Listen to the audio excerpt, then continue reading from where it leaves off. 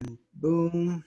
All right, so we're recording. So Ian and Daniel, we're gonna talk about Yes, Wonder hello. Woman today. So we watched the first movie from 2017. What did you guys think about the first Wonder Woman movie? I mean, this is like my third time watching the movie. Mhm. I saw it in theaters, and I've done two rewatches hence, and it's still good.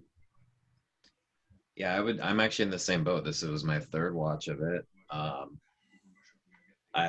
There's parts of it that I've always liked it. I think I've always felt originally that like the ending was maybe one of the weaker parts of it, but this rewatch of it, like I felt a lot better about it. I don't know. I definitely like that final little fight little bit better. I don't know. It still feels maybe it could be out of place, but overall, still just thoroughly enjoyable. The second act still gets me every time. Yeah, I definitely agree that the second act is the strongest and the third one is the weakest in the movie. And I watched it one fewer time than you guys. I watched it two times. I watched it in the theaters, and this was my first rewatch. But yeah, I mean, overall, I thought it was a cool movie. So I agree with you guys. I think it's cool. Um, I think overall, I think I would say I don't want to be like a party pooper, but I would say it's a little bit overrated. Especially watching it a second time. I think I did like it a little bit more when I watched it in theaters. But that's kind of normal, because when you watch a movie in theaters, first of all, you're watching it for the first time, um, you know, which is always, well, it tends to be better. And also you're watching it on a big screen, uh, which, by the way, I don't know if we're ever going to have that experience again or at least anytime soon. The second one just came out, and no one's gonna watch it in the theaters probably, or very few people. I'm But likely not going to go to a theater again. yeah, so So actually, I'm excited. I'm excited to watch that with you guys pretty soon, so we can do the podcast as well. But let's talk about the first one. Yeah, I agree. I think the third act, yeah, I don't think it's as strong. I think the beginning is really good, and I think the second act is really where the movie takes off and is the best, is at its best. well, and I think, like I said, I like that third act a lot better on this rewatch. What what gets me about it is that I think it was definitely set up to be a little bit different. Recent interviews have kind of shown that Warner Brothers really wanted that big CGI fight there at the end, where the fight with Ludendorff, I think, was set up to be sort of like, oh, you can't just defeat and kill one guy and save the day. And like that was, I feel like that was set up to be a contrast to what her final conflict with Ares was supposed to be originally for Patty Jenkins. And maybe they ended up having just a second one-on-one fight anyway, with a lot Yeah. of big flying destruction stuff. But there were, I like I said, I didn't dislike it as much as I did before, and overall, I actually really love this movie for everything that it managed to achieve and really get a lot of things across, from the comics to film. Um, Made Steve Trevor who is a very problematic character in the comics, actually very likable. Um, Really credit Chris Pine and transforming that character Why into. is he problematic? What do you mean by that? And Well, by the way, I don't know if it's different for you guys. I think from what you just said, I think that's true, Daniel, for you. But I came into this movie. Well, obviously, this was not the first time. This was a rewatch for me. But 2017, I'm a big fan of Batman and Superman, but that's pretty much it in terms of DC Comics for me. I mean, I watch a little bit of. I mean, I like Flash, I like Aquaman, but that's about it. I had no real knowledge of Wonder Woman before the movie, so for me, this is basically Wonder Woman. You know, it might be different for you. It seems that you have some knowledge of the comics. So is it? Comics and the Linda Carter show. The Linda Carter show was probably my first I also haven't watched that. So introduction to her. how does the movie compare to those other things? Well, the movie is its own entity, really. Um, there are obviously there's multiple comic interpretations of her. There's a version of her that cuts a villain's head off at one point in the comics. This is definitely not the version of her we got, but I really love this interpretation of her. It feels it really gets to the heart of Professor Marsden's original creation of her. But Yeah, what really gets sorry, Professor Marsden was the original. He came up with the original. He's the one who came up with Wonder Woman. Yeah, and I watched this on HBO. They also have a movie. I don't know if you watched it. It's about the creation of Wonder Woman, and it's something like Professor Marston's Wonder Woman or something like that. And I don't know if you've seen that movie, but that could be interesting to watch. I haven't watched it yet. It's on my list to do so, just because the origin of her is really interesting. Yeah. But yeah, I will leave like this comment at that. You guys talk a little bit more, but it is to me one of the greatest successes. It's weird for me to talk about a movie about Wonder Woman and talk so much about Steve Trevor, but he sucks as a character in the comics so much in so many interpretations. And the Why fact does he that suck? What's bad about him? I kind of like him in the movie. That's why I'm asking. well, I mean, for so many years he was always written as like this guy who kept doing things for her, like, not necessarily interfering with her missions and stuff, but because he was basically played off as like this guy with a bit of a hero complex who tried to step in and be the man for his woman when really he just ended up getting himself into trouble all the time, and then she needed to rescue him. So instead of a damsel in distress, he was just this guy who kept causing headache for her, really. So that's his, in the comics, that's what defines his character. There's been so many versions of him that are like that. The animated series did an okay job with him in the brief when he was briefly in the series, although still like condescending. I don't call it it's to me condescending, but like he'd always refer to her as Angel, this pet name he had for her because she was this godlike, angelic figure to him. Right. And so what the movie does so well, it humanizes their relationship so much better, and really like shows how like he really respects her and respects what she stands for. I think they have a good chemistry, right? I mean, I thought they had a good chemistry, and it's funny, I think that works well in the movie. That's one of the cool things about the movie, that their relationship is kind of, there's lots of comedy there, but at the same time you kind of buy it that they like each other. There's actually like a sexual tension or romantic tension, but at the same time there's lots of comedy, so it's a good balance. Right. But yeah, I'll leave my initial comments at that, and we can go to other takeaways from you guys. I would say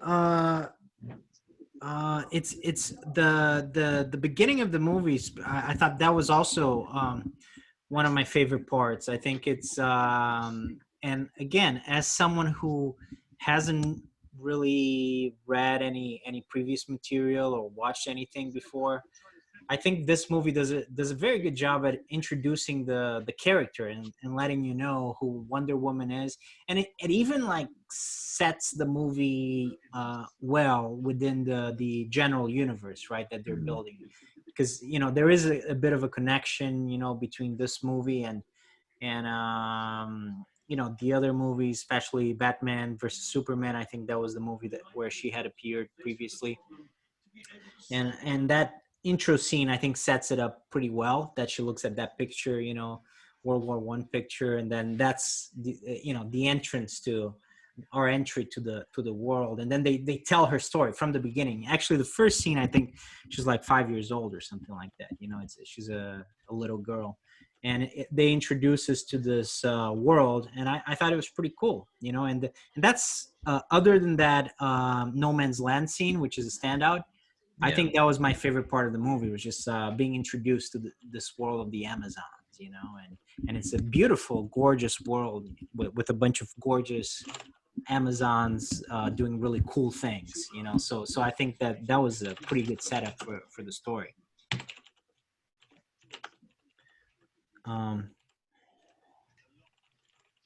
So yeah, go ahead. I mean, as far as the world building is concerned, I would say that this movie stands out in stark contrast to the rest of the movies that came out in this series, because it was kind of obvious that Warner Brothers was trying to set up for the Justice League movie, which I think happened. Yeah, it did happen. Yeah, right. It was so the chronology was, you had Man of Steel 2013, and then Batman versus Superman 2016, and Suicide Squad in 2016, but that was kind of a sideshow. Right. And then you had Wonder Woman and Justice League. They both came out in 2017. I think Wonder Woman maybe came out a little bit earlier than Justice League. But so yeah, that was kind of the chronology of things. I would say that Wonder Woman is far and away the best movie of the series, to the point that some of the others are legitimately bad movies, right? Like Suicide Squad is not good. Well, I actually like Suicide Squad, but most people that's too bad, man. Yeah. I'm sorry for you. No, it's okay. It's okay. I can live with it. I mean, I enjoyed it. I think Suicide Squad is one of the best. Do a whole podcast on it, but there was literally a moment within that movie I remember watching where it's like, wow, they edited this movie so bad. They're including a flashback to an earlier scene that wasn't in the cut of this movie. Yeah, I don't know. I've only watched it once, so I don't really know what scene you're referring to. I remember really liking it in the theater, unlike most people. But I mean, this movie for sure was considered one of the best when it came out, and it was in stark contrast to Justice League, which came out the same year, and people hated it with reason. So that's actually it's very interesting that this movie, I would say, honestly, this movie kind of saved the whole DC universe, extended the movie universe. I guess I wouldn't say it saved it. I would say it was definitely the best offering, but I feel like no, I mean, when I say saved, I think I mean actually saved in terms of they kept making movies after that, because I don't know if they hadn't had this movie, I honestly don't think they would have continued making movies. I mean, I want to throw it out there. This movie, though, has the least connection in terms of a connected universe, and I think that benefits it. I think DC almost benefits from not trying to do a connected universe so much. Yeah, because, and this movie, the success of this movie completely changed their strategy. Thank God it changed their strategy, because they were using that strategy of, okay, let's just put let's go all in a shared universe. Let's just try to do the Marvel thing. We're going to do shared universe in all the movies that were being released, or almost all the movies. Batman versus Superman and Justice League, Suicide Squad, they were all kind of like, group movies. And then Wonder Woman came out, and all those movies kind of bombed, and Wonder Woman was the one that was really successful and that people loved it. Yeah, I mean, I feel like, well, for one thing, shared universes are creatively constricting. Yeah. You might still get some bombs within just doing standalone stuff, but I think I would much rather, going forward, that like they don't focus much. I mean, Shazam is a very effective movie as a standalone without really needing to deal with. The connected stuff they have in there is mostly played off for comic relief. Yeah, I agree. I agree. From a storytelling perspective, I mean, it's so much easier and it tends to be so much better to tell a story that has a beginning, a middle, and an end, that Right. stands on its own than, all these movies that basically they're just trying to set up sequels and that you have to watch a movie in a completely different series in order to understand this movie. I mean, it's kind of a mess. Yeah.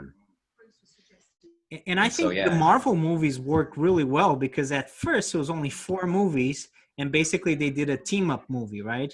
Which DC didn't even do properly. But that kind of works, and people had never seen that in movies before. It was a staple of comics, but people had never seen, 4 movies leading up to one. But at the same time, if you look back at all those Marvel movies, they were all standalone stories because they're all the origin stories of those heroes leading up to Avengers, which was also kind of a origin story for the Avengers. After that, I think creatively doing a shared universe has only really hurt those characters for the most part because none of those movies really feel complete anymore. right. They feel And like TV so show like episodes. I almost will forgive a really bad standalone DC movie as long as somebody's trying to do something interesting. Are you gonna Because forgive Suicide Squad? Nope. no, because that one was clearly Warner Brothers re-editing and recutting it. Not it's so that was not allowing a director to do their thing. We'll see if they allow James Gunn to do his more version. yeah. We gotta do an episode on that because I actually really like that movie. I don't know why people didn't like it, but I mean, it was obviously wasn't a great movie. Obviously, it's a nonsensical movie. Like it is. It is a literally nonsensical movie. I agree with there's only that. there's only one real good scene, and that's when Oh, I would Captain disagree with that. the one good scene is they're at the bar, and then when everyone says to everyone, you all can leave, and then Captain Boomerang just leaves.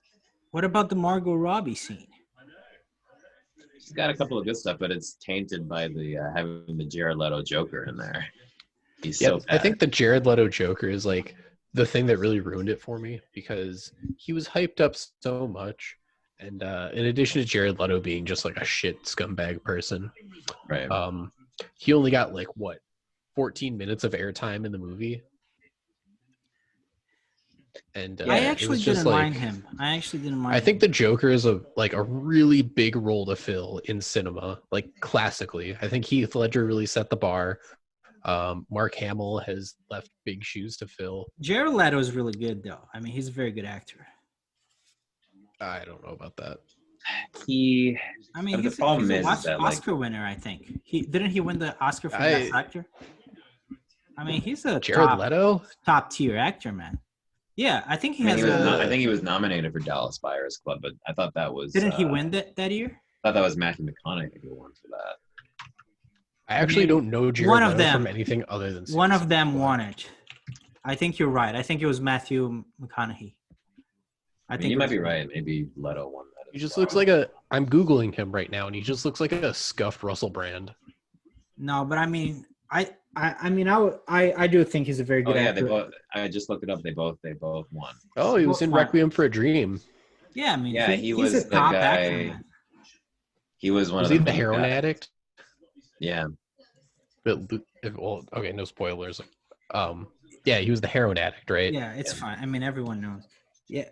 No, man, that movie's sad. I would. Yeah, I don't want to spoil that for somebody else.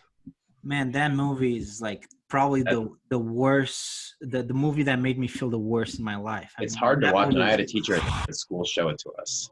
Really? Yes. That movie. That's that's child abuse, man. That's crazy. Oh no, Jared Leto got greenlit for a 2022 Batman movie. No, I don't know if it's gonna go. It got canceled.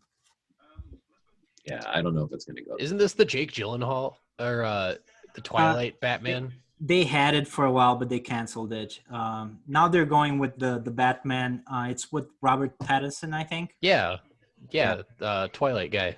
Yeah, and then they ended up doing the Joker with Joaquin Phoenix, which obviously was a big. Oh yeah, I forgot about that. I haven't even watched that movie. and that one is its own separate universe. You see, that's another good thing that DC has from its comics, that you can pull off, that DC has always done the multiverse. And so it's like, you don't need to work on this big shared universe. You know, you can just have different timelines. And guess what? Some people will be fans of certain ways that they're doing, and some people are fans of everything else. That's why this Wonder Woman, like, I'm okay with it if they never really interconnect this version of it with anything else. Yeah, I think it's okay to do a shared thing every once in a while, but I think it's definitely more enjoyable, and I think that's the way DC is going now. I mean, it's definitely more enjoyable when you focus on that character.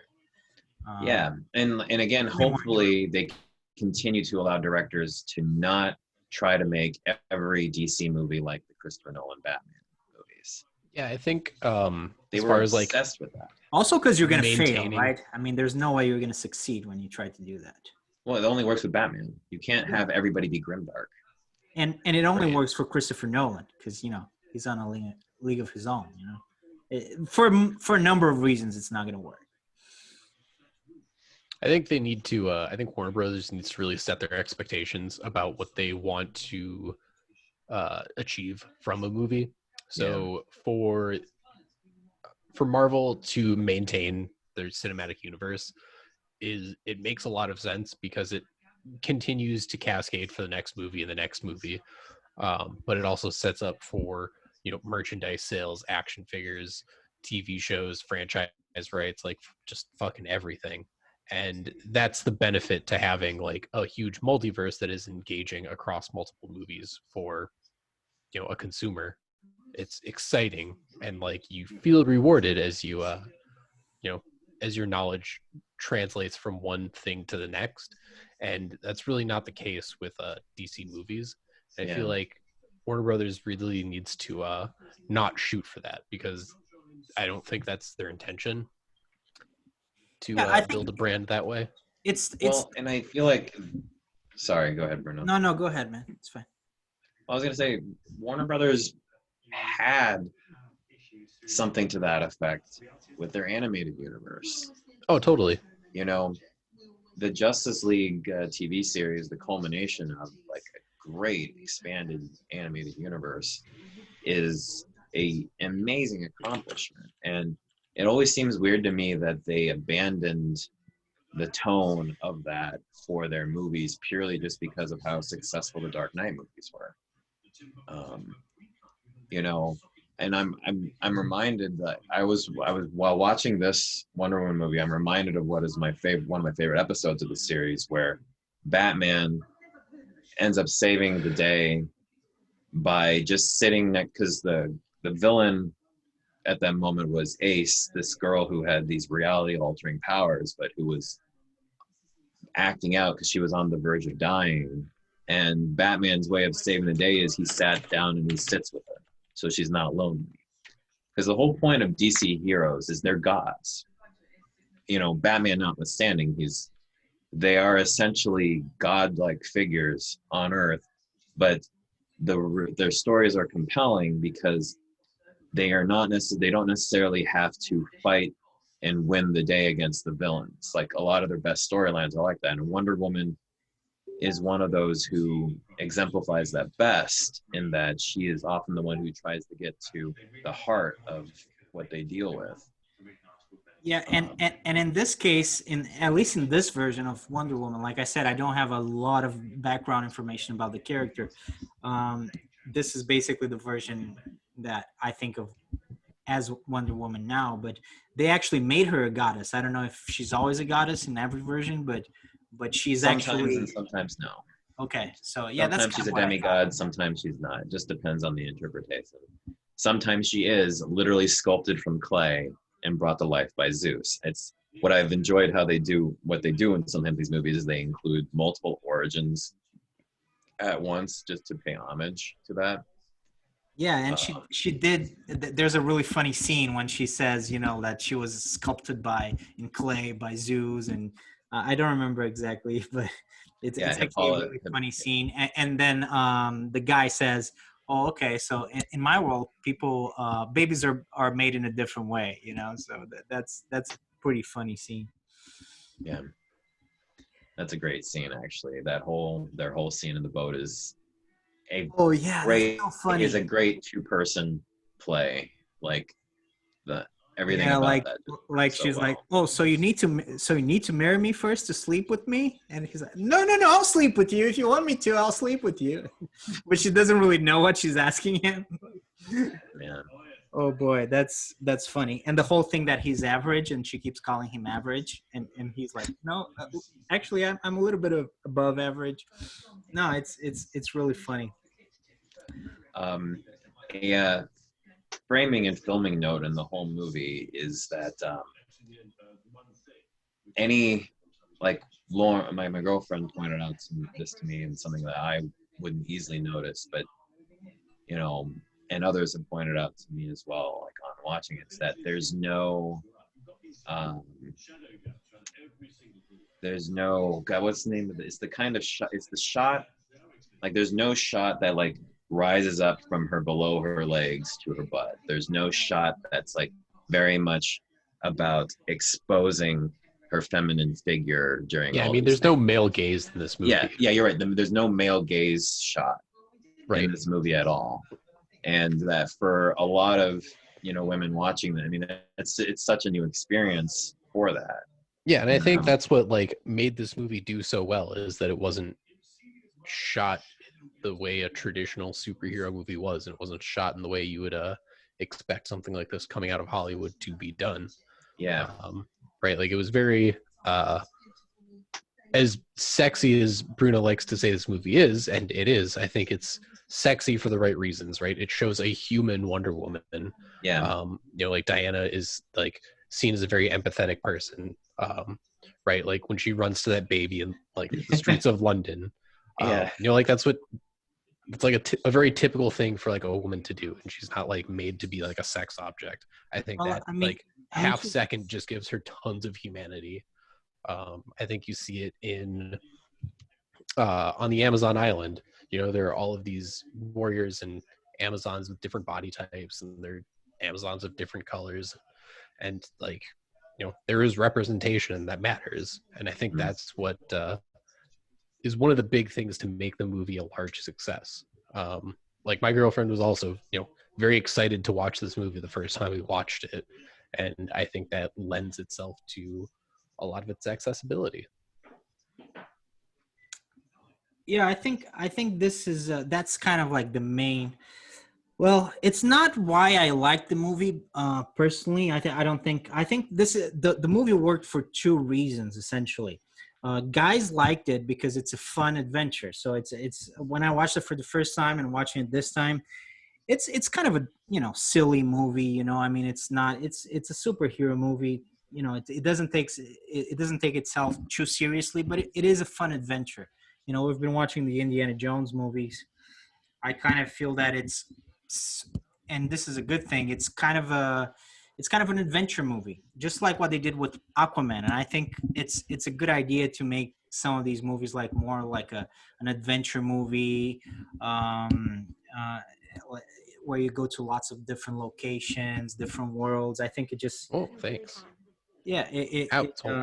it definitely makes them fun to watch. And then the second reason why it worked is this was a Black Panther movie for women, right? I mean, it was directed by a woman. Mm. The main character is a woman, and it was done. It's kind of a feminist movie, which I think it's in line with the character. I'm not really sure. Like I think you know more about that than I do, Daniel. But I think She's more in line of in terms of global politics. Um, like in the comics, she's like the ambassador to the world, and she's supposed to be more in that aspect, and she's supposed to represent really the world, the world. Okay. and Yeah, but I feel like they used that aspect in this movie a lot. In that, you mentioned Aquaman.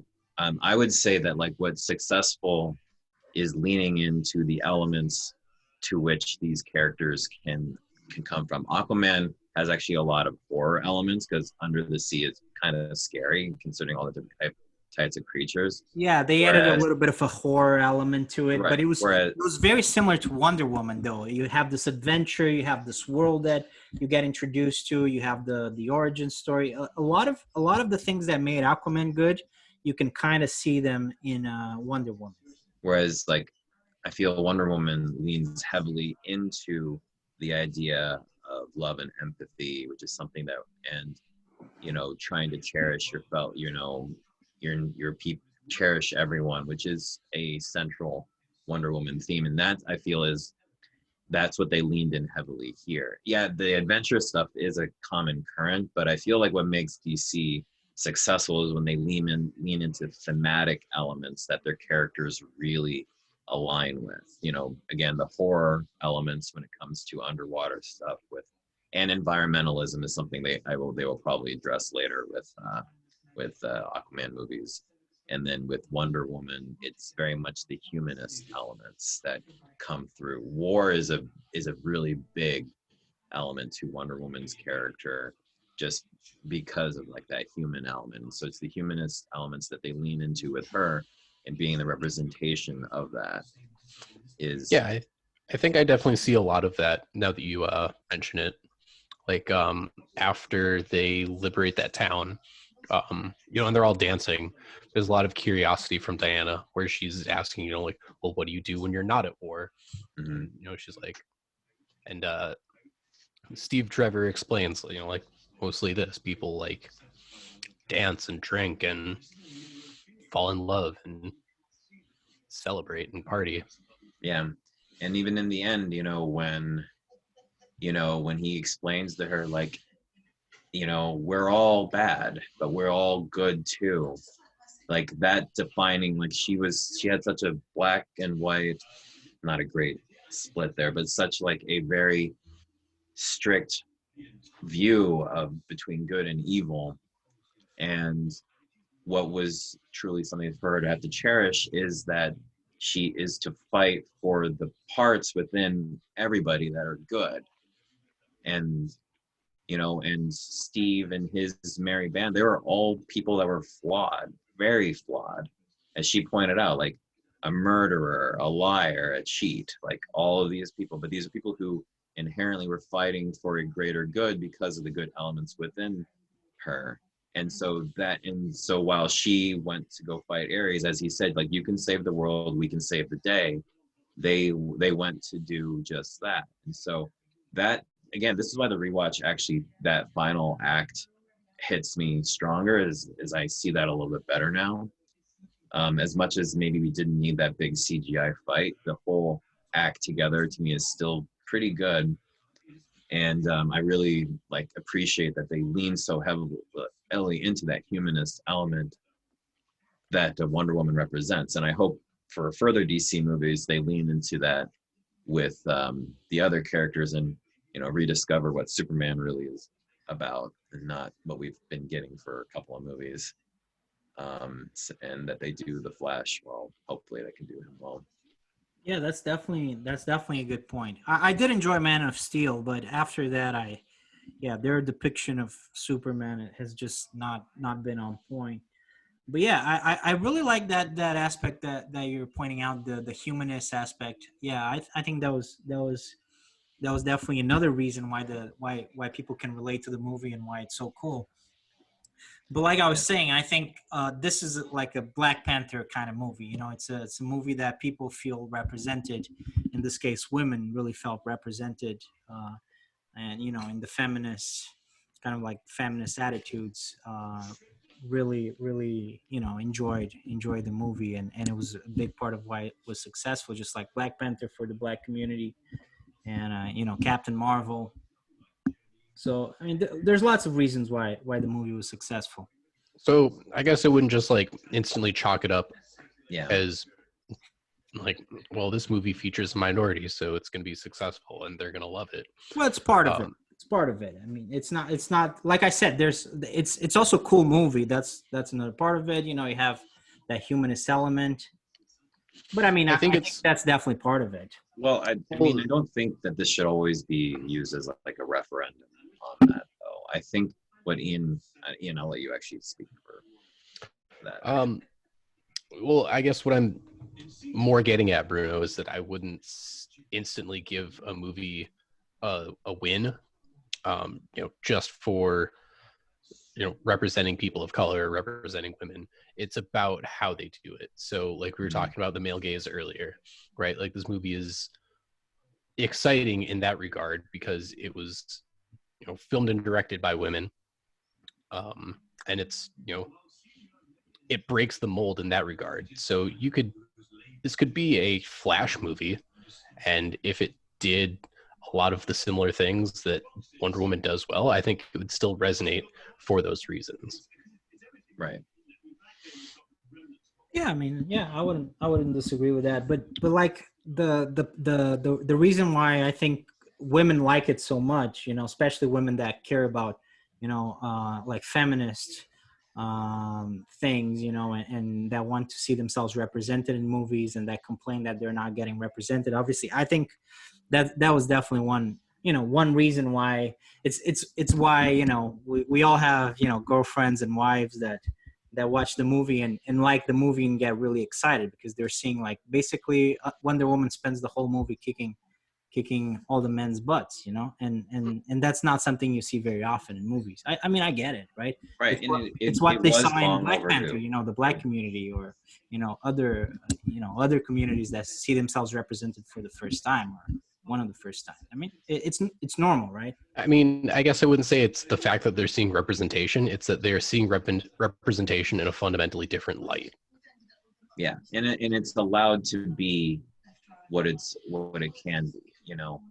It's like, we talked about the no male gaze shot. It's basically like, if this movie was made 10, 15 years ago, you would have expected them to have scenes included that, like, were very sort of exploitive of Gal Gadot's figure, that were very, like, having her just going around, and you might have even, like, that the whole dress up scene would have probably played up Would a have been lot. way sexier.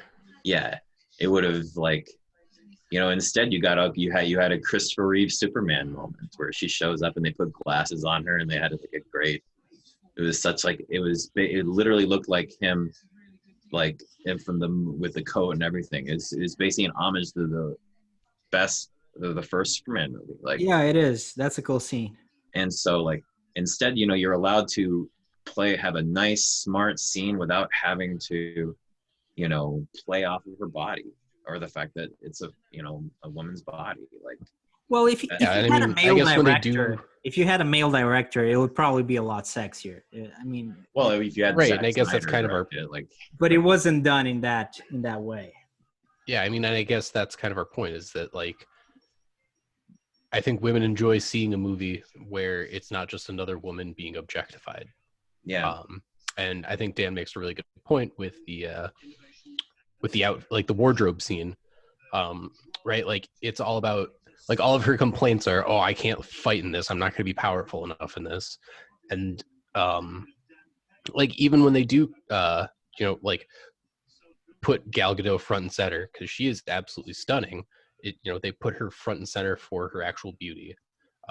Like, when they put the glasses on her, Steve Trevor's secretary is like, okay, well, now it's not like she's the most beautiful woman you've ever seen, right? Like, they make nudges at it and they don't hide her, behind a filter.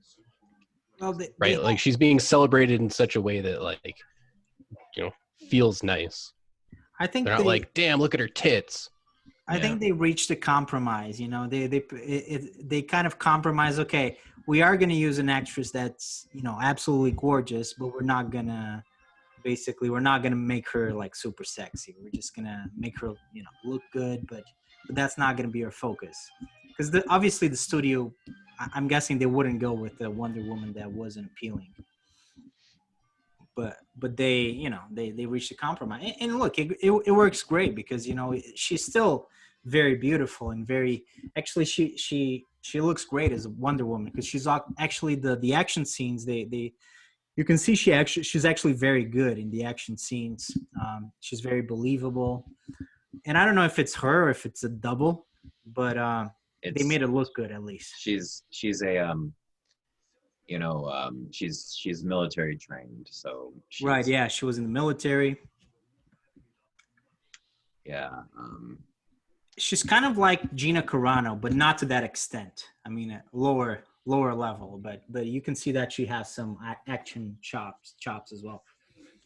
But yeah, it's like I think like what it comes down to is that you know I think movies made in the past that were supposed to star women were always supposed to include scenes that are to appeal to a young or even old male audience to get them attracted with those sexy scenes and what. And it's like you don't need to make those scenes in a Wonder Woman movie. Like, you don't need to have scenes with her fawning over a guy with another girl where they talk about it. Like, these kind of scenes are useless. They don't give you anything more interesting when you could be filling the movie out with more interesting stuff. And so, there's literally not a scene where she has to discuss she has scenes with Etta Candy, that's the assistant, and all the other women that are not about discussing relationships with a guy. Like, it's the fact the whole movie passes the freaking Bechdel test. Like,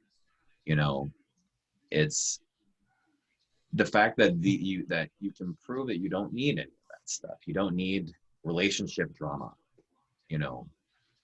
in order to push a women-led movie along. I think there's a lot more of that in the second movie. That's what I heard, but we'll find out soon enough. Well, I watched it. We'll get to Oh, it. you watched it? Yeah. Oh, cool. I'll watch it again. I've been wanting to actually do a quick rewatch of it. I haven't watched it yet, so Yeah, we'll do the podcast. Yeah. I assume we're doing 1984 next week. Yeah. Yeah, 1980. It'll be an interesting discussion. I'll give you guys that. It's the year the Apple computer came out.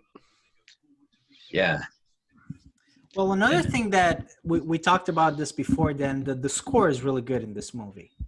Well, Not and amazing, I feel like but it's pretty good. I feel like it's an accidental one too, because like with the casting of Gal Gadot, these are all things that were made for a Zack Snyder movie that then that turned out to be great. Like her theme, which is, a pounding, but exotic guitar riff, is a great sort of mix of, because it's got that whole exotic Amazon, background, but within the environment.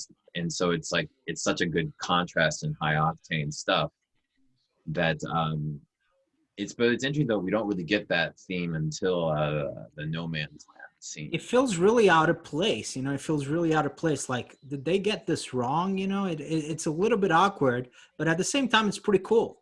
That's the theme that they gave her in that Batman v Superman movie. And so they kind of had to continue with it, but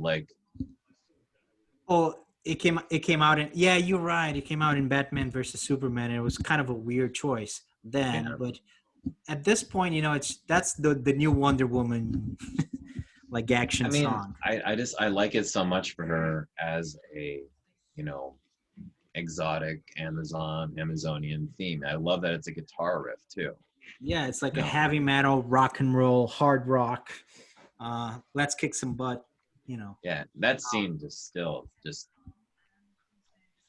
one thing I will say, and I'll be curious when you guys do watch 1984. The effects in this movie feel better, which is weird to me, given that 1984 comes out later. I actually heard that complaint. That's weird because 1984 has a bigger budget, almost twice as big. So I don't know how that happened, but we'll talk about that next time. Maybe someone needs to get fired. I've heard that complaint, but I will absolutely go into 1984 with a positive and open mindset and decide for myself. Maybe they wanted to look like 1984. Maybe.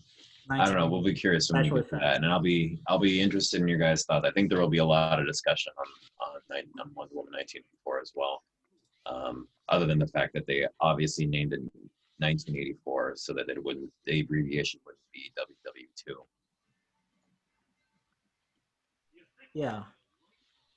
Um, another thing that I wanted to talk to you about that I wanted to talk to you guys about is it's kind of weird that I didn't think about it the first time that I watched the movie, but the second time I kept thinking about how this movie is like really similar to Captain America. I'm Yeah. not saying they plagiarized it, but I don't know if that was an inspiration for them. But it looks it ends up being very similar to the original Captain America movie, and it's basically just swapped. Like the gender, basically the woman becomes the man, and the man becomes the woman. So instead of Yeah, I mean they definitely have World War II themed backdrops for well, sure. Well, Captain America's World War II, and in this movie they have World War One. Well, But well, it's this movie isn't this movie World War II? no, no, it's World War One. World Oh, War World War One, Yeah. but I mean, it's essentially the same. It's a war movie. It's an origin story for the superhero war movie. She even has a shield, and she uses it a lot in this movie. Well, I mean, So she looks that, like Captain America. part of that is that some of their comic book history is similar. It's like Wonder Woman has a lot of comic storylines that take her through World War One. Captain America was very clearly like his whole origin comes about fighting Nazis. Yeah, Captain And America. That's his origin story. But is Wonder Woman connected to World War One in particular? there's a lot of it. I mean, her character I think is older. I think in general, um, and but like it's part of it is just I think sometimes you have similar source material. Um, Yeah, you and know, yeah, and I guess it also comes from like the genesis of those superheroes, right? Like Superman was created during the Depression, I want to say, and he was written by two guys who, like really thought that the world needed to see a superhero. And the same thing is true with Captain America, right? Stan Lee coined him in kind of like a war effort. yeah, they Um, both characters started in 1941. I just looked it up. yeah, Captain America's earlier than Cap, Stanley. Cap and Wonder Woman. Yeah, they both started in 1941. Hmm. Wonder Woman's original outfit had the stars and stripes on it too. Oh, Yeah, I mean, so so she like, is sort of a Captain America, but a woman, I well, mean, origin-wise, like somewhat. Like somewhat. I would argue Cap kind of was kind of on his own in terms of analogs um, Yeah, between I the never two. thought about them as very similar, but Well, watching this movie was kind of impossible because as soon as I thought, well, this reminds me of Captain America, and then and this was early on in the movie, and they are really similar. I mean, yeah, Even like the she had structure a of the stars and movie. stripes leotard when she first came out. So I mean, Okay. so that was But part of. anyways, it's just a curiosity. I mean, this is still it doesn't feel like too repetitive, but it is kind of very similar to the original Captain America movie. I mean, this origin very much does play out a lot like the Captain America First Avenger movie, Yeah. in numerous ways in terms of taking place during a war. But I think It's even the that's Amazonian aspect of it plays yeah. closer to actually like what Thor was almost. You have a Thor. demigod or god. Yeah, amongst them. Aquaman as well. Aquaman Yeah. as well. Similar. Um, and I like that. I really like that aspect of building. This character has his or her own world, and it's really interesting to explore that world. I think that's one of the best parts In of the it. comics, there's a very interesting interplay between Atlantis and Themyscira as well, which Oh, really? something to look forward to if they do. The supposed plan for the Flash movie could end up involving both Aquaman and Wonder Woman as well. I don't know if I'm happy they're doing that way. If you're going to introduce the Flash in one of his pivotal storylines in Flashpoint, but I feel we'll like they see. will just because they get that sweet synergy. But I don't want the Flash movie to be that. I don't want the first Flash movie to be Flashpoint. Yeah, Though. no, I really think it should be an origin story as well. I mean, it makes so much more sense. Well, the Flash is going to have a hard time because they have a really good TV show that's done the Flash pretty well. So I think they're also going to work off of the TV show, and I know almost nothing about the Flash, so feel free to correct me if I'm wrong. But the surface material or the materials there, I don't see them not taking the bait and doing it. Yeah, well, this will be interesting because the Flash is arguably, I would say, my favorite comic series. It's kind of risky if you introduce a character and you don't do an origin story. I mean, even if you look at past movies, the ones that have been successful and the ones that haven't been, usually the origin story that's the successful movie. I tend to agree with you on that, mostly because of how many goddamn times I've had to watch Batman's origin story. Yeah. Like, how many times do we need to watch the Waynes get murdered before Batman everyone in so society silly. just gets it? And Yeah, it's so Batman silly gets because it Batman back has so now. many stories that you can do that aren't his origin. You know, it's like, I mean, he's got tons. You could I think the Batman comic universe is one I actually know of, for one. But there are so many great. There's just so many great characters, so many great actual comic book arcs that would adapt well into a movie. We don't need to start every single Batman material with even a flashback to the Waynes. I don't want to see it ever again. I don't want to see another movie do it. Well, I think Batman now gets a pass because we've had so many Batman movies, but the Flash is not a very well-known character. Oh no, I would agree with you that the Flash needs an introduction. yeah, I just hope that cinematic it's not, context. I just hope it's not in the context of also needing to do a big tentpole movie with Aquaman and Wonder Woman in it too. As much as I think that would spoil it. Yeah. as much as I like both characters, and we're talking Wonder Woman now here, and it'd be amazing to see her in another movie again so soon. I hope that that's not what we end up having, because I think the Flash is the next one slated to come after Suicide Squad, or maybe it's the Batman. I think you're right. Yeah, it's the Suicide Squad, and then after that, the Flash. Are they going to do a Hawkeye or a Hawk Girl or Cyborg movie at all? Cyborg, I think, is still kind of in the works, but I think there's issues between Warner Brothers and Ray Fisher at the moment. Yeah, I don't think that's going to happen at all, ever. I think there's more of a chance for a Green Arrow and Black Canary movie.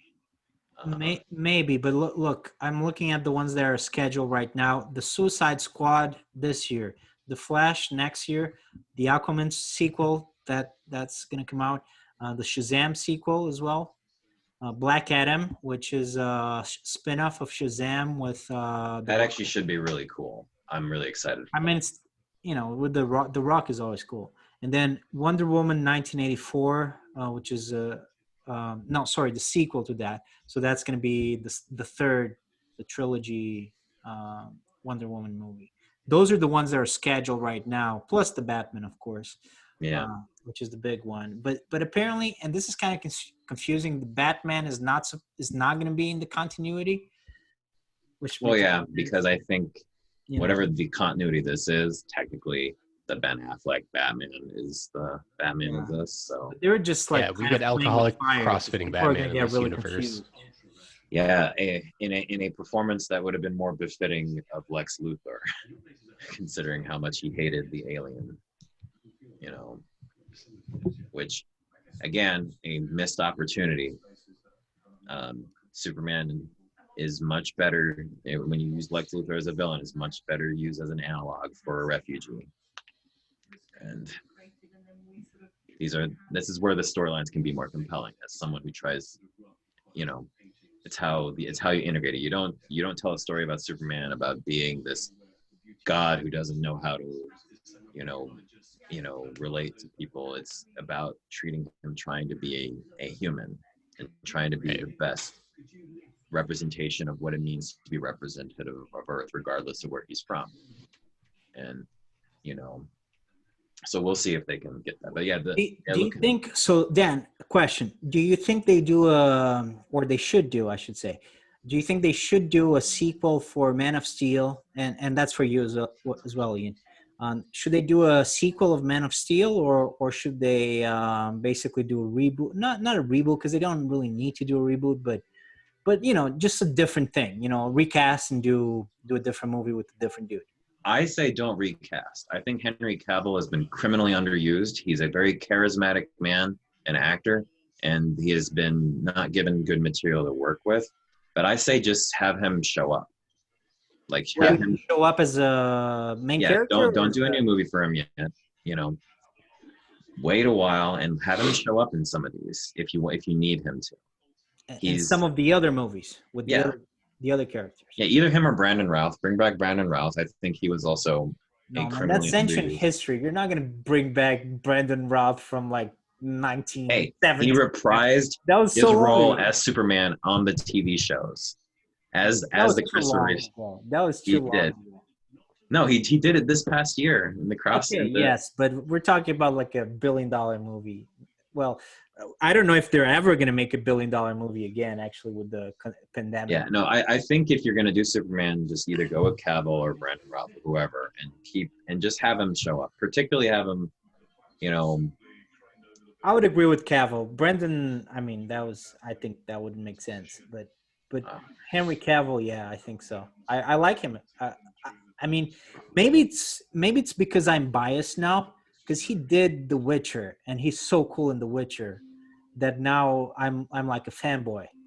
So maybe I'm a little bit biased. I would say what I appreciate about him is that he clearly has charisma and understands all the stuff related. I mean, I watched the guy build his own PC over the past year because he's that much. Yeah, I saw that too. That's why people like him so much. It's because I forgot about that. I feel like he hasn't been given a chance to have good Superman material and I feel like he should be a good Superman. Now, yeah, I think he would make a good Superman, and I think he does. But I definitely agree with you that the material has just sucked so far for him. I think all of the Superman movies that I have seen have been perfectly mediocre. I'm gonna strongly disagree with that again, man. Today I'm on Superman 2, Christopher Reeve Superman 2. Disagreeing band, because I don't think Dan agrees either from the look of his face. I think Superman 2 is pretty good. But I think other than that, though, actually I would agree. Superman 1 is really good. What, you don't like Superman 1? I mean, the reversing time on the planet is by flying counterclockwise. Yeah, I haven't seen the movie, but I know about that one. I mean, now all the charm of that movie early on is great, actually. Between he pulls off the best Clark Kent, Christopher Reeve, of anybody. Fantastic. Like, honestly, that's one of the things that nobody seems to get right in live action Superman is how to pull off a good Clark Kent. And people still think about him when they think about Superman. They're doing better in the TV shows with him.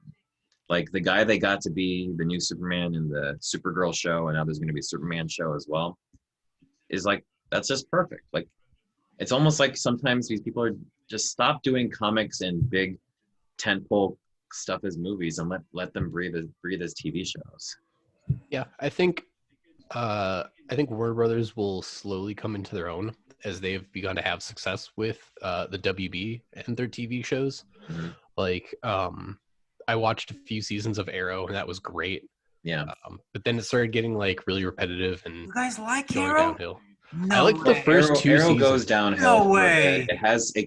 Arrow comes together late better again. I will say the first season is fantastic because it's hardcore, it's gritty, it's derivative. It just feels like Batman with a bow in terms of having a billionaire playboy in a corrupt city. Like, that sucks, but like he's got that like gritty, like dirty moral code where he's just willing to be murder man for a while. Yeah, second season I feel is really good too. I think we have very different tastes in DC adaptations, because I absolutely hate those TV shows. And the Flash show I felt is Warner Brothers' most successful, CW's. I've heard really good things about the Flash. I haven't watched any of it, but it has some. They spun that off from Arrow, right? They I spun can't. that off, and they spun a lot of other shows off. There's a lot of DC. Yeah, so I think it's like the fact that they've gotten like, There's like 2, 5 3 or good 6. spin-offs in has shown that they're doing well in that space finally, and it shows that they know how to finally cast these roles. And then on the streaming service, they have a show, Doom Patrol, which I never thought they'd ever pull off as a good live action, because that's a bizarre comic series, like really bizarre. And it is probably the best DC property right now. Like, it is Yeah, I fantastic. heard it's pretty good. If you get a chance to watch it, Ian, I would be very interested to hear your thoughts on it. Dune Patrol, like a sand dune? No, Doom Patrol. Okay, Doom. Like, But like it runs Doom. Yeah. Gotcha. but people really like I feel that people really like the DC movies as well. I mean, at least they do pretty well because I mean, if you look at the movies, they've been pretty successful, except for Justice League and Batman versus Superman, which are genuinely shitty movies. Well, Batman and Superman are probably the two most famous comic book characters. That's just what it comes down to. I mean, Yeah, and even that one, it actually did well, sort of well, like in terms of the it's the box office. first cinematic on-screen appearance of the two most popular comic book characters. It was going to do well no matter how bad that movie was. Yeah, It's a shame and the that movie's it was bad. Yeah, Like, Are we talking about Batman v Superman? yeah. yeah, Yeah, it sucked. I had a bet on that movie. yeah. I bet on Batman. It sucked considerably. Yeah. What was the bet? I bet $100 that Batman would win, and I was right. I also bet on Alien versus Predator. You should have gotten pretty good odds for Batman winning.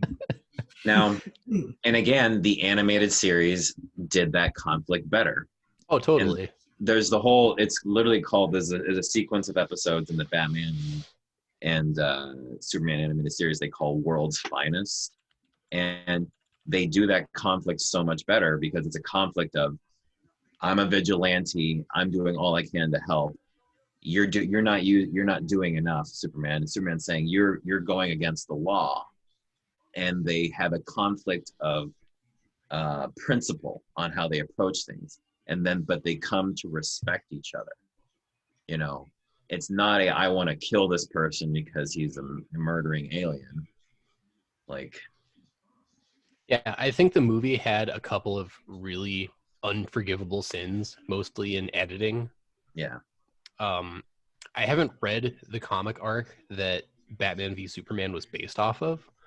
But It's there's based that. No, I don't think there is one. I don't think There is. Well, that fight was based off of from the Dark Knight Returns. Dark Knight Rises, yeah, for sure. Not Rises, Returns. Yeah. So there's that scene at the end of Batman having that hallucination or dream where like he's in the desert and it's like fucking Fallout New Vegas and he's trying to secure the last like bit of kryptonite, and That's kind of a Superman's cool got like scene. this military police force like tracking him down, and it's just a green light bulb in a Yeah. suitcase, and then Batman gets Pulp Fiction and That's he just kind of turns a into cool Murder scene, Man. actually. Right, it's a cool scene, but it makes no fucking sense in the It makes movie. no sense. Yeah, I mean that's the problem. And like it's because of that's- editing. And then afterwards there's that part where like the Flash comes back through like time travel, which I know the Flash can do, but like he's time traveling to like go back in time and warn Bruce about that because it's a premonition of an alternative future, I think. Like I asked my friend at, like afterwards when we saw the movie, like what the fuck was going on? He's like, oh, that was super cool. And it made sense to him because he read the comic, but I hadn't. And I was like, I feel like it was an entire scene that they just flushed down the toilet. No, you see, it made sense to me, and I still thought it was nonsense. Like, Okay. it's like, I don't care if it made sense to someone who was expected, who can relate and understand what the Flash was trying to do there. It's still nonsense.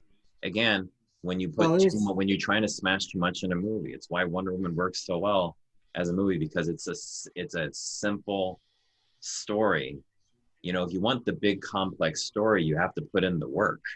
Right. And none of the work was done on any of these other movies. And even Suicide Squad, there was no work put into any of those. The best part about the movie, about the Suicide Squad, I would say it's different though. I mean, well, the you best might part not about like it it, but is it's not. I mean, it's not overly complicated. well, the best part about the movie is the mini origins. Is those little mini I thought that was movies. amazing. I thought that was Yeah. amazing. That was the best part about it. But like, but then it's squandered because no work is put into the actual story that they're trying to tell. Like, and they squandered amazing cast. I mean, you have Viola Davis as, one of the great sort of bad, sort of good characters in DC Comics history. Like, Amanda Waller is such a great character and you had Viola Davis as her. But I mean, honestly, I thought she was fine. Why didn't you like her? I mean, I thought she was fine. Well, I'm saying the movie didn't use. I mean, Amanda Waller But you have 2 hours, right? I mean, that's also something that, like a movie like The Suicide Squad, you're never going to be able to develop those characters. You have like 10 characters. Well, I mean, it's just let me not put it possible. to you this way: Birds of Prey had a big cast of characters, and I felt like did a whole lot more. It's a lot smaller, though. It's a lot smaller. I think they have 4 characters, and I thought that movie was much worse than Suicide Squad. Oh man, I loved it. It was great. No, I The thought movie that was actually considered much better than Suicide Squad, and it's for a lot of the reason women liked. I mean, audience. I've read that. I mean, I've read comments about that movie. I haven't really seen any positive comments, but Have you watched the movie? yeah, I hate it, man. To me, that's by far the worst movie. No, actually, Batman versus That movie is actually Superman. considered better for a lot of the same reasons that people like Wonder Woman. People like it because it's a feminist power trip. I mean, that's what that movie is, and it's fine when it works, but that movie's like so boring. You have to like work to stay awake. I mean, it's different. Like Wonder Woman is a really well put together movie, and that one I thought it was, I mean, not so good. And it didn't do well, but if you look at the reception for all the movies within the DC universe, that one, Birds of Prey, has one of the higher receptions. Well, the movie bombed, but you can also I guess I would. You can also say disagree. It was I would say that Suicide Squad got a 40 on Metacritic, and Birds of Prey has a 60. I mean, Birds of Prey also probably was hurt by the fact that people didn't like Suicide Squad. Yeah, that thought too. That it was a sequel to that. I think the movie is really bad, honestly. But it's a matter of opinion. I really haven't seen a lot of people that like the movie. But you guys like the movie? I can't. Yeah. I can't ever look at Suicide Squad without seeing this meme that was going around at the time, where somebody had photoshopped Ted Cruz to look like Jared Leto's Joker. Oh yeah. And the Joker looked. Every time someone brings up that movie, I've got to dig up that meme and have a little laugh at Teddy Boy. The Jared Leto interpretation of the Joker. I mean, even though he's a good actor, I mean, he didn't get it right. No. Yeah, he didn't get it right. And he was horrible to work with, which makes it that much worse. Yeah, I heard he was really bad. Like he was sending people like dead mice and stuff like that, which is ridiculous. Yeah, I mean, all the things that used condoms. Oh man, yeah. Really? Jared Leto, yeah. Wow, what a psycho. He was that. Yeah, I don't know if he was like method acting for this role, but I can't imagine method acting for a 14-minute cameo. Yeah, because that's really what it was. Yeah. Well, I think they cut a lot of them out because. I think they cut a lot of it out. I heard that as well. I mean, again, that Suicide Squad movie is cut to all hell. Like it is copied and pasted over and over again. I mean, I don't think he was actually terrible, but he definitely. I mean, also look, if we're gonna compare him, are we gonna compare him to Joaquin Phoenix and to Heath Ledger? I mean, the Joker. I would compare him to all of those because it's like the hardest. It's the hardest job in comic book adaptations at this point. Right, which is why it was such a big deal at the time. Everyone he was on he was in an article saying like this Joker will give you nightmares and this Joker will break you. Like he was like so edgy and like insistent that this was gonna be like a fucking amazing Joker and that he was gonna knock this role and reinterpretation of the character out of the park. Yeah, he was wrong, but And what would have been better if he had just been a goofy version. We haven't had a good live action goofy one. I want a live action Mark Hamill Joker. Yeah, I've actually wondered if it's I would, yeah, because I would almost say, why don't we just try to give Mark Hamill a go at it? yeah, I just would find that compelling. Bring in Mark Hamill's always cool, so I mean, he can't really do that badly, you know. So Well, and again, like it's just so funny. He falls back into the voice so easily. Um, like whenever anybody asks him to do it, he can just like fall you can into. do it. He shows actually Mark Hamill shows up in the Flash show as a character called the Trickster, and he pretty much plays him up with that same voice. But it's interesting. It's an interesting turnaround because Mark Hamill years ago played the Trickster, and his interpretation of the Trickster got him the role as the Joker. And it's interesting how that has come full circle in that regard. wow. It's like DC knows how to do some of these things really well. I just wish they would, you know, get out of their own way with these movies. They keep wanting to make this big event with their movies. Well, like you know, Marvel and Wonder like, Woman is an example of them not doing that, and I think they did learn from. well, I think they still interfered with it, according to Patty Jenkins. That's Yeah, how but we you know, got that big fight. every studio interferes the shit out of these movies. I mean, look, this movie cost like $100 million to make, man. Like people get nervous when you have a budget that, and I think the new Wonder Woman was like 200 million, which is probably really bad for them because the pandemic means that now you're Yeah, they should have released this. lost. They should have released this in 2019, like they originally thought they were going to, and then they were worried about releasing it near Star Wars. I don't know if we're gonna get these movies anymore. These like $200 million budget movie anymore. I don't know if it's possible anymore. You know, in the future, honestly, because they're probably not gonna make money anymore. Like when they're that expensive. Yeah.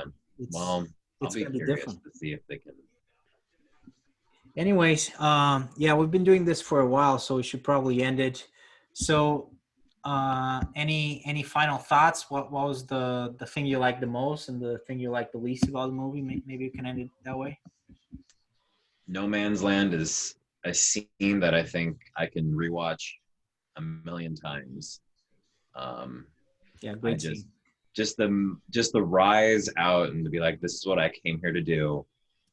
It'll cause me to swell pretty much. I mean, I can almost get myself doing that now. Like it's just like that is the epitome of what I want in my Wonder Woman and what I want to see in a true hero is to be like there to save people, you know? True. Yeah, that's a great scene. And you know, I don't know if you've seen. Well, you watch pretty much all the movies, so I'm sure you watched 1917. When I was watching that scene this last time, it reminded me of that scene in 1917. You know, when they're in the trenches and he has Yeah. to run outside of the trench basically in order to get there in time. Didn't you? Didn't that remind you of that scene? There's shades of that, yeah. Except 1917 was a real depiction of the Right. trench warfare. Superhero movies are the wish fulfillment avenue of all of that. Exactly. So. It's the fantasy, you know. What I have come to realize from this conversation, as much as I love the Wonder Woman movie and I want to see more of it, I like the concept of smaller DC movies that exist in a bubble, yeah, and don't have a this massive cinematic universe that needs to be upkept. Because I've realized that some of my favorite Batman movies are like all of the animated features, like Assault on Arkham, yes, like Batman Year One, like Killing Joke, all these are like small budget movies that are all done by like their animation studios. And I would love to see a lot more of that with Wonder Woman. And I think between this and my upcoming experience with 1984, it's really given me a new appreciation for DC's IPs. And I just want to see more of it. I also want to see a Batman Beyond reboot in any capacity. Oh man, that would be cool. Please. Yeah, I mean that's great, guys. Yeah, and I agree with both of you. I think, yeah, those are some of the great things about the movie, and I also agree that it's kind of cooler when they focus on smaller, simpler stories. I think it works better. I agree with that, Ian. Like the Joker is an example of that. That was a pretty low key, small story, small movie. I think the budget was like 50 million or something like that. It was much smaller than your tentpole superhero movies, and it made almost $1 billion. So I think people like that. Right. And I think there's just so many interesting properties that DC has that you can mine for this, and just don't make them have to be part of this universe. Like some of them can be contained with their own little ones. Like this is how the DC multiverse works. Go give Yeah. us a Blue Beetle movie, you know? Right. I mean, I think like the niche fandoms that have had success in the Marvel universe shows that you can really resurrect that. And DC has plenty of niche fandoms that I think will, if they play their cards right and they find people that are excited and passionate about the products and the projects, they could easily have tons and tons of success with the IPs they have. Yeah. Like I said, if you get the time, watch Doom Patrol. I'd love to talk to you about that. It's its own self-contained universe and show. Yeah, man, I'll check it out. And maybe we'll do a Doom Patrol podcast at some point. It's like that show just hits so many good notes. Yeah, I really want to watch it, actually. That looks really good. So yeah, this is it for our podcast of Wonder Woman, and we'll do the second one, Wonder Woman 1984, pretty soon. So thanks for watching.